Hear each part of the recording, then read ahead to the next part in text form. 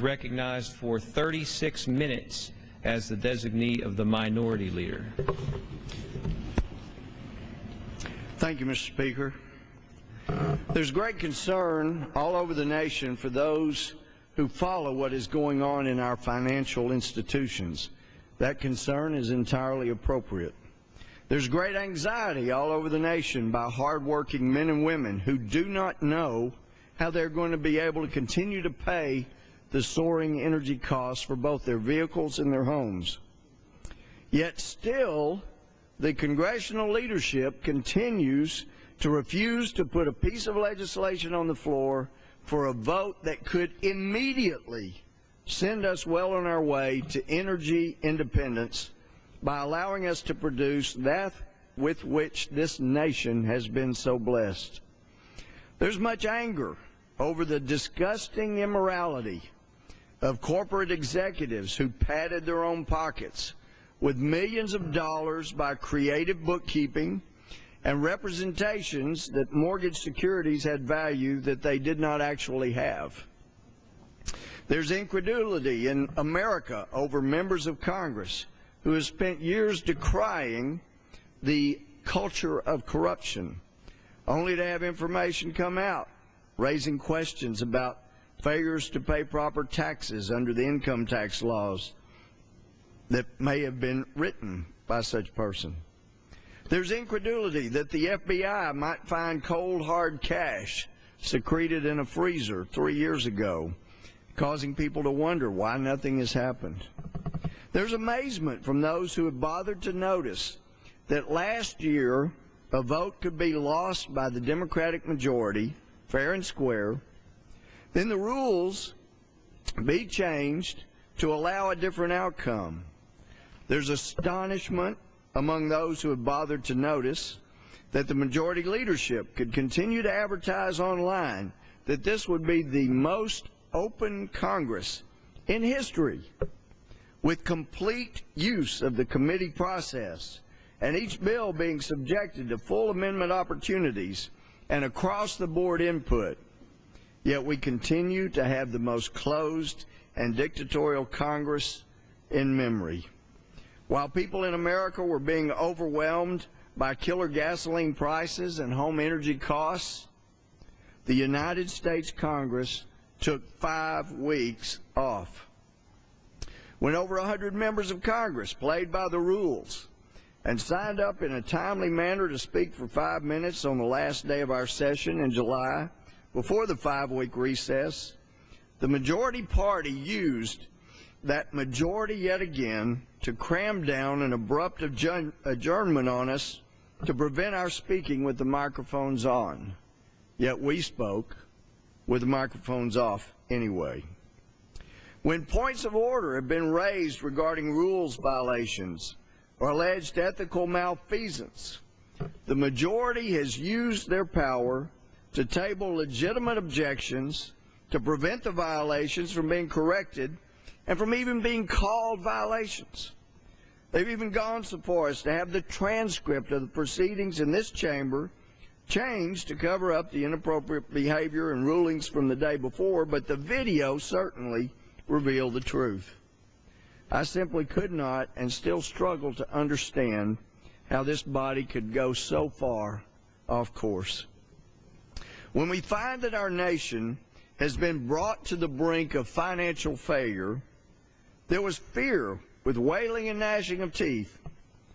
But we find that in 2002 and 2003, when the Bush administration was pushing for and demanding reforms of Fannie Mae and Freddie Mac, just to try to avoid this type financial disaster that they foresaw, the efforts at reform were blocked by people against whom allegations have now risen in the Senate, who are reported to have gotten sweetheart deals from the financial industry.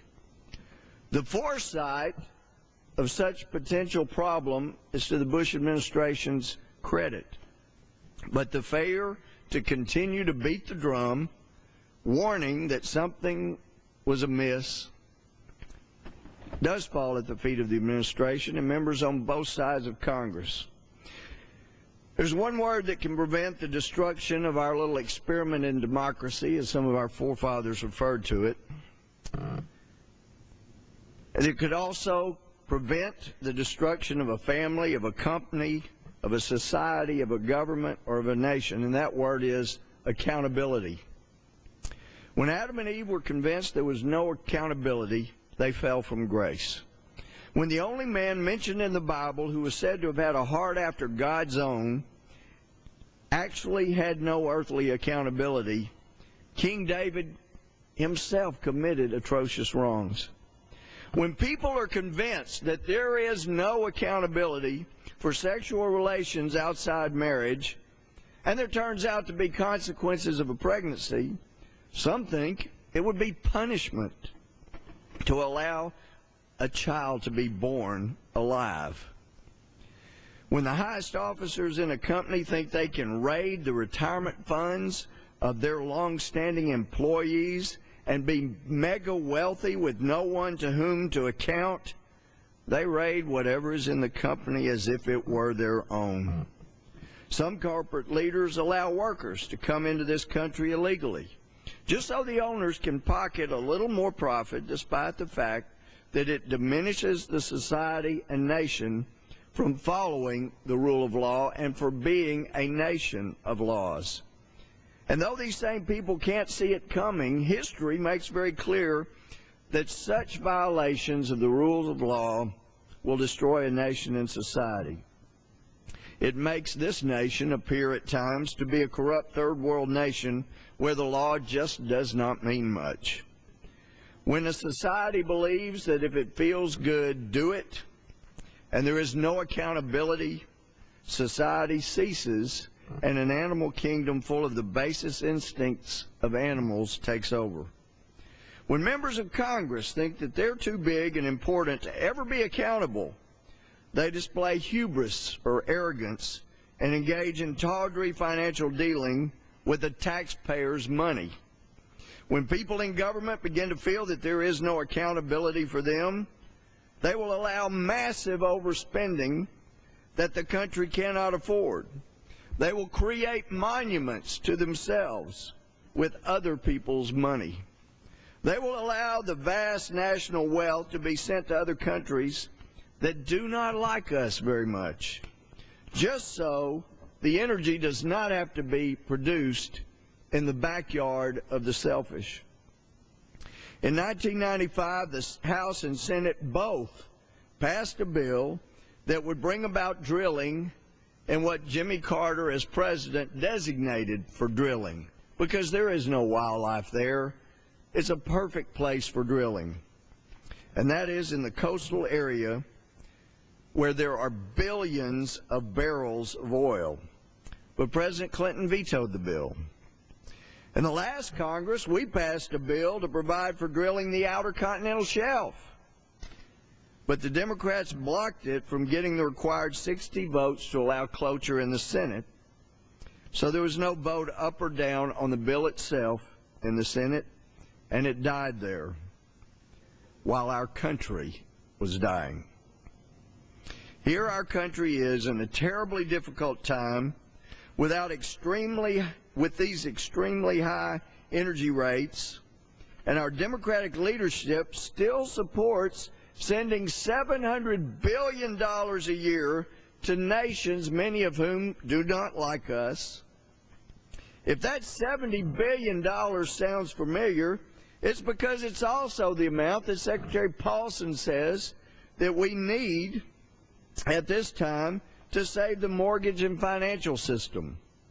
Congressman Joe Borton proposed that in this time of financial crisis, why not open up ANWR out of necessity? Why not open up the outer continental shelf and use the billions of dollars that will come from that to help mitigate the expense of the financial crisis here? What a great idea! But the majority leadership does not see that this nation will have an accountable judgment day where we will be accountable for what we did not do to use the blessings that we have here in this nation of tremendous amounts of energy.